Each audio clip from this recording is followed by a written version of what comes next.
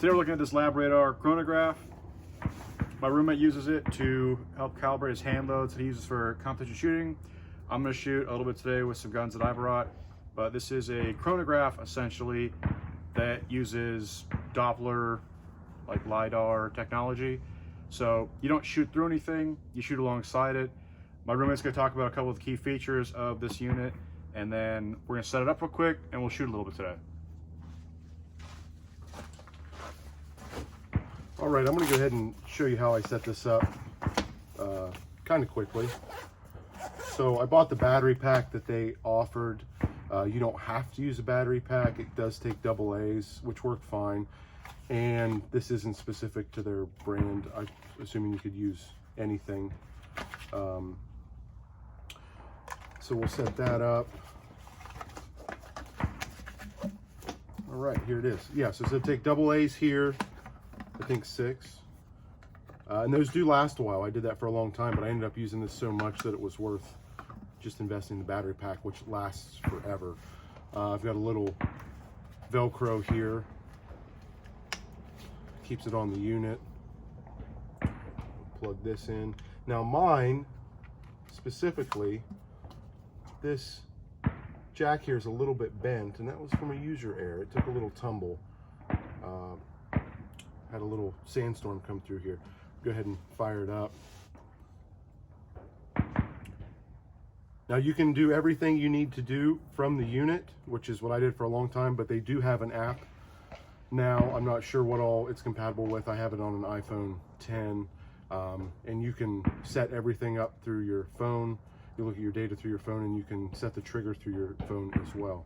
I usually just use the unit. There's no reason for me to use the phone because it's right beside me anyway. So yeah, we're gonna get this on I have kind of a generic tripod. We're gonna get it set up and show you how it works. Here's today while we're at the bench, all the guns are open, nothing is loaded until we get out to where we're shooting.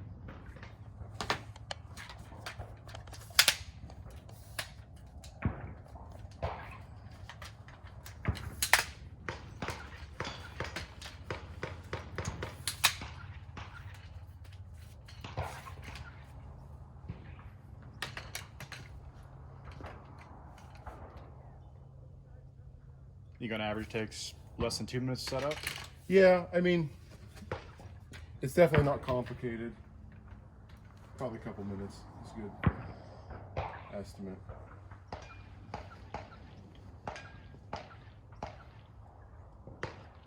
Gotta get that firm there, and then once we get it on the line, I'll raise this and get it. You use this channel in the top, this little groove, to line it up with your target, which I forgot about, was probably my only, I don't even know if it's a complaint. It's kind of tough to see. I've seen people like tape a piece of a coffee straw over there to use as kind of a sight,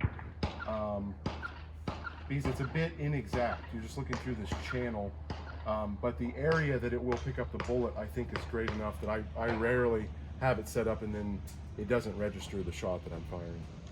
So, get it here on the line.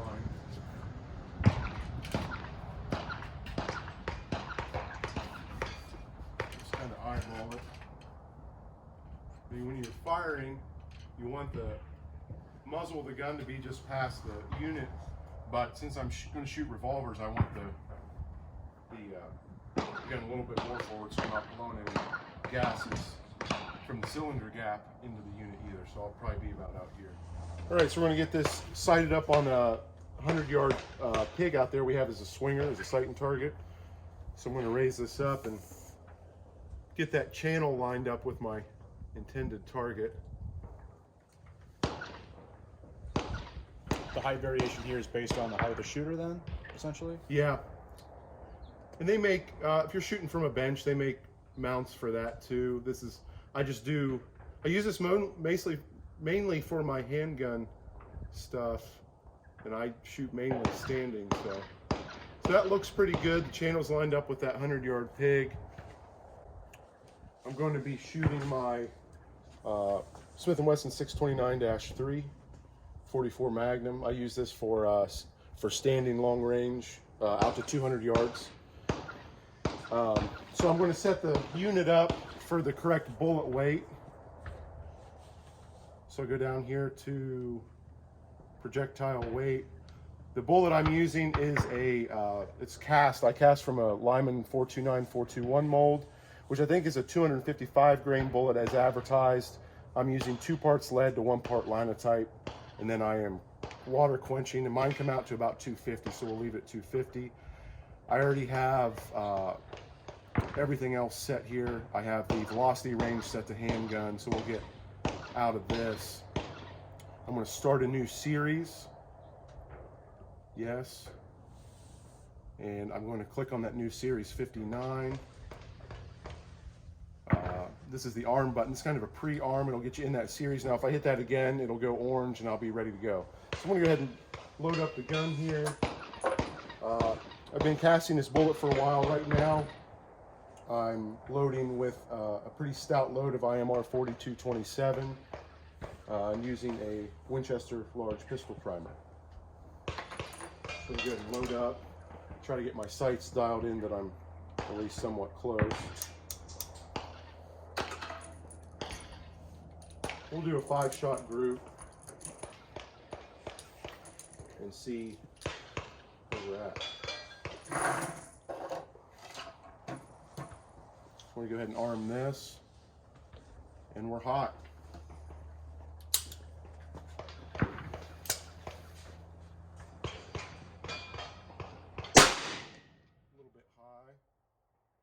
But it's reading. There's a hit. It's reading. Hit. There we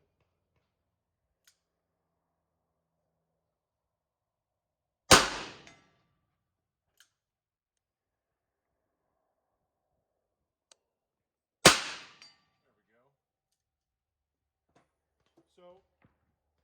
So it'll cycle out of this ready to fire stage if you just leave it. But if I go ahead and hold this button again, I can go back into that series now and look at individual shots if I want. But the stats for the overall group are right here. I have my average, high, low. My extreme spread and standard deviation are not great, but as I was shooting, I think I noticed just the first shot.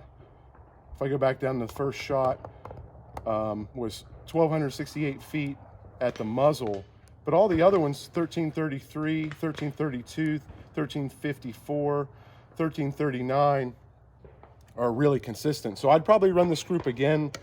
Who knows why that one wasn't so great. I mean, the unit's accurate, I know that. But yeah, it's basically how it works.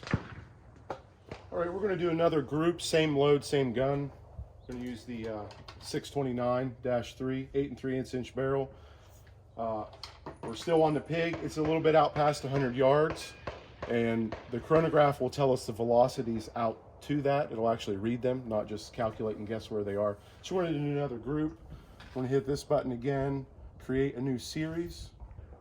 So we're on series 60 now. Hit this button and we're in it. I'm gonna go ahead and load up 5 rounds. Again, this is a 250 grain Keith bullet cast from a Lyman 429-421. This button will also arm it. And now we're hot, good to go. 5 shots down range.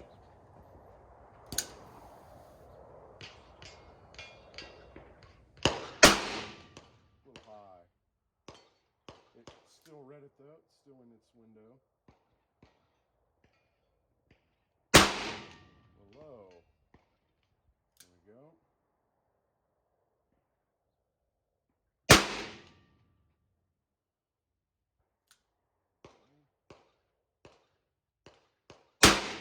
There we go. We got one more.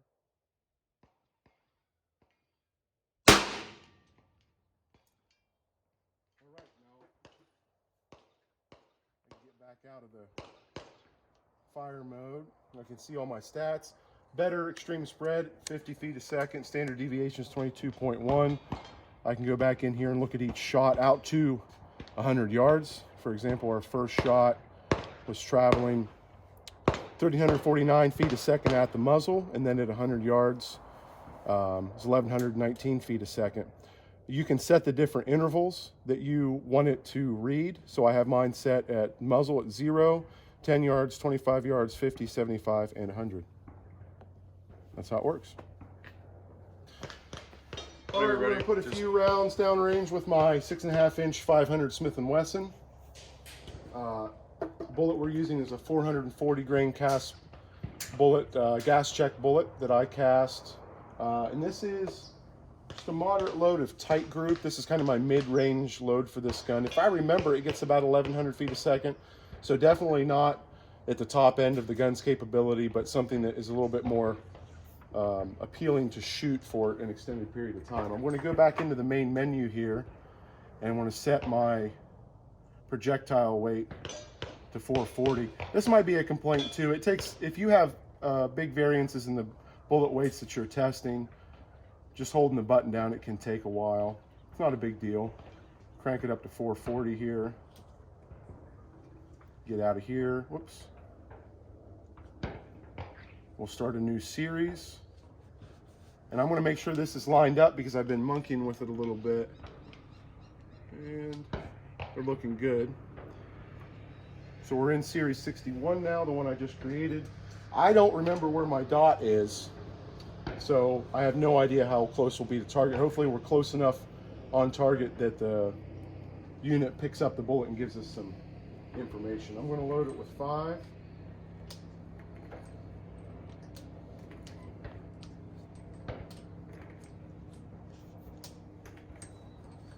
And we're going to go ahead and arm the unit. There we are. Now we're in 61, and now turns orange, we're ready to go. See if we're anywhere close.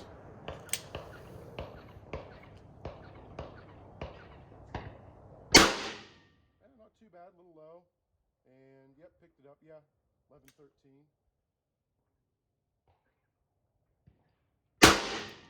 Still low. Ooh, it's close.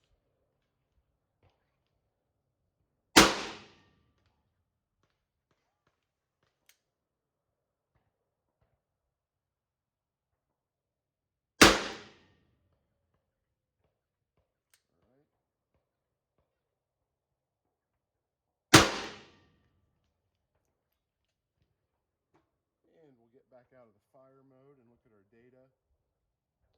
Yeah, not bad for a cast bullet at all. Extreme spread of 19, standard deviation of 8.5. We can go through and look through the shots. I would call pretty consistent for what we're doing, really. I've got no complaints about that. Yeah, looks good. All right, Zach's run through this once or twice, how to set it up, how deviation works, and sort of the basic features. We have a couple different handguns we're going to shoot. Zach has his Mark II in 22. We'll shoot that. I have one of those as well. I have 2 Glocks, and I'm going to shoot my carry pistol today. We're not looking for any particular data. It's mostly just to showcase how this unit works. So we're going to shoot that. We'll probably cut out some of the button pushing, but here's how it goes. All right, so we're going to try shooting the SIG P365 XL at 100 yards. I don't necessarily need hits on target to get the data, so that's okay. We're going to be using some bulk CCI 115 grain full metal jacket. Get this set up, new series, and I'll make sure it's lined up. And we're hot.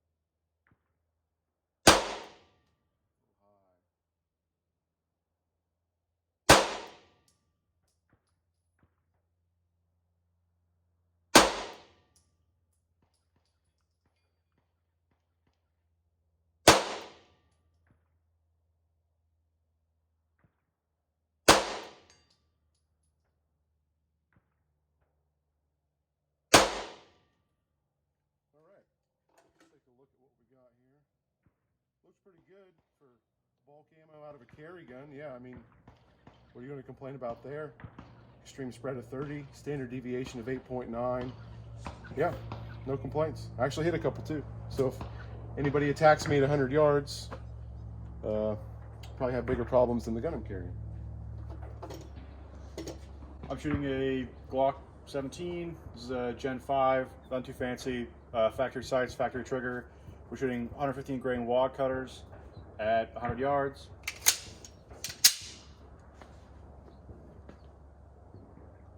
We're good.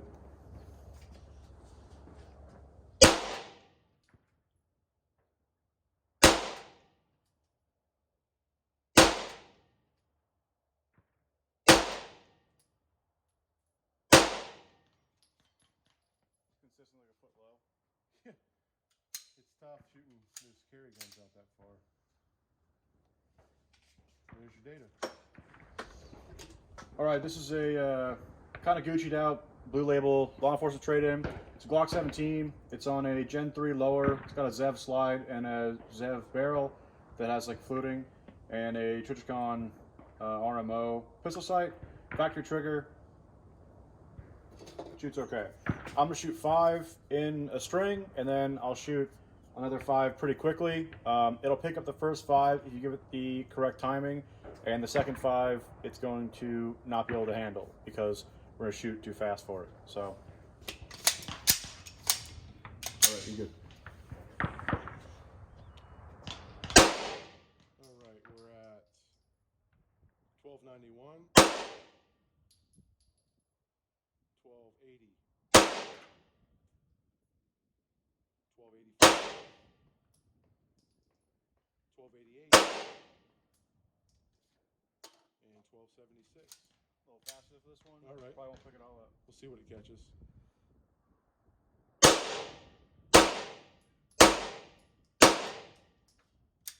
I think it got, I got 2 of them. It got 2 shots out of the string. Yeah. Our last up is a 6-hour PG26 Mark 25. It's got the little anchor. You pay an extra $9,000 for it. This is typically my carry gun.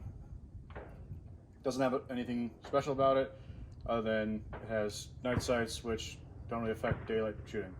So we'll shoot 5 of that with the wad cutters. These are not carry rounds, but just interesting to see. All right. All right, our first shot, 1237, 1294.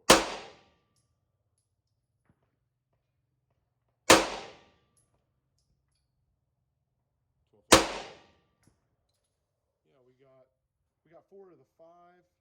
You can set the sensitivity of the trigger. It's triggered by the sound of the gun and how close you are to it. So we got 4 out of the 5 shots on that one. It's all good. So that kind of concludes our little demo today for the Labradar. You can use it for rifle as well, and if you have the right trigger setup, I believe it's in a separate unit to trigger that, because this is triggered by noise. You can shoot bow and get those times down too. For it retails around like $560 right now, plus shipping and whatever taxes are in your local area. But it's a really efficient thing to use. It is a chunk of change compared to kind of an older like Rabbitier style chronograph, but what you're paying for is this electrical unit can use like LiDAR, radar to track the bullet from the moment it leaves the barrel of the gun. It tracks it out to the target, potentially up to 200 yards. So instead of having to guess about what sort of decreasing velocity you had, this will do all that for you. It stores the data, you can download it to your computer. So my roommate, Zach, has the ability to go back and look through the different strings. He can go back as far as when he first started until he clears out that cache of information. So it's a very technologically advanced unit compared to the older style of chronographs, and I think it's a worthy investment if you're a pretty serious shooter, or if you can convince your buddy to buy one, that's even better. But yeah, it's really cool to use. It gives us a lot of data. I'm looking in the near future to change up some subsonic loads for a 300 blackout and for a 300 Win Mag. So hopefully I'll have some follow-up videos that include this in the future. Let me make sure this is, do I need a battery?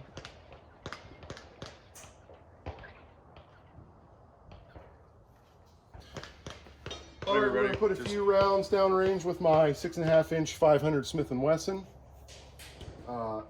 Bullet we're using is a 440 grain cast bullet, gas check bullet that I cast. And this is just a moderate load of tight group. This is kind of my mid-range load for this gun. If I remember, it gets about 1,100 feet a second.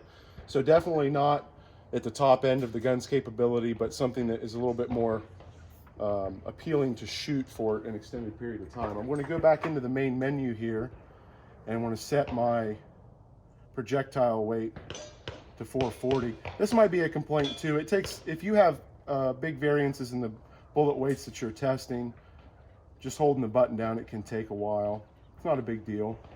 Crank it up to 440 here. Get out of here. Whoops. We'll start a new series. And I'm going to make sure this is lined up because I've been monkeying with it a little bit. And they're looking good. So we're in series 61 now, the one I just created.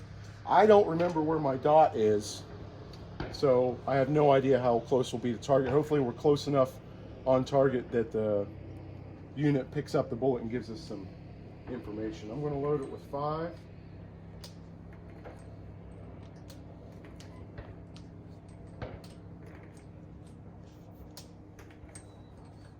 And we're going to go ahead and arm the unit.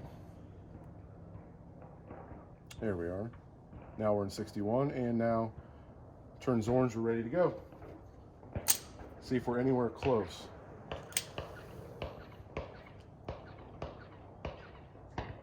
Not too bad, a little low. And yep, picked it up, yeah, 11, 13.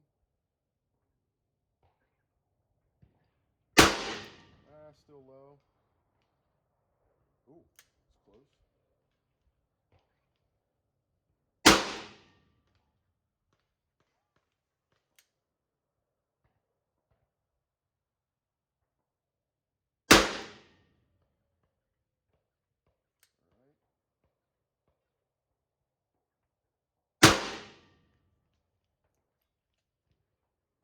And we'll get back out of the fire mode and look at our data. Yeah, not bad for a cast bullet at all. Extreme spread of 19, standard deviation of 8.5. We can go through and look through the shots. I would call pretty consistent for what we're doing, really. I've got no complaints about that. Yeah, looks good. I mean, an ounce of lead going 1,100 feet a second is going to put a hole through pretty much anything you need to put a hole through. So,